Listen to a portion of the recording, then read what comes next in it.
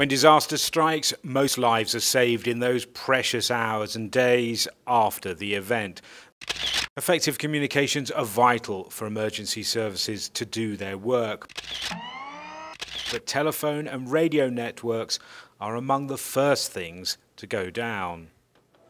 If you want emergency telecommunications after any disaster anywhere in the world, well, the planning has to start here.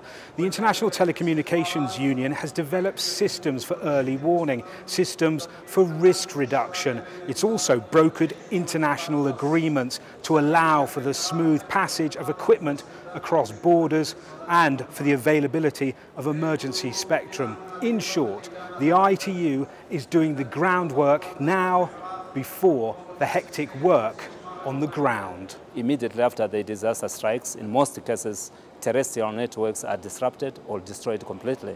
The case of Haiti, we found that nothing was basically working in Peru after the earthquake, in Pakistan, Kashmir in 2005, and elsewhere. So what we have to do is to find the right technology that we can deploy in a timely manner, like broadband satellite communication systems. The satellite is always looking at you from the sky. So we exploit any kind of communication system that is available. For individual countries, what type of disaster is going to hit is impossible to anticipate. What's important is that authorities don't become fixated with preparing for a repetition of the last disaster to strike. We had this 2005 earthquake. We started working towards it, that what we should be doing and if the earthquake or some disaster struck. So we actually developed the whole plan. This time was a difficult and the different one because earthquake was only at one spot or maybe 2-3 spots, but the flood was from north to the south and it was everywhere, literally. And we didn't have much infrastructure like mobile infrastructure that we could place in.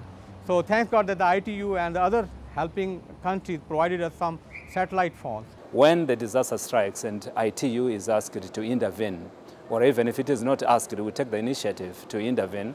We carry tons of equipment that we carry across borders to the country that has been affected. We will make that equipment available to anyone who needs that equipment, but we go through the government to avoid abuse of such systems of communications. Countries can plan for the unforeseen, but without outside help, they are often powerless. By brokering international agreements and providing vital logistics, the ITU gets equipment to where it's needed without delay. Then emergency communications can really save lives.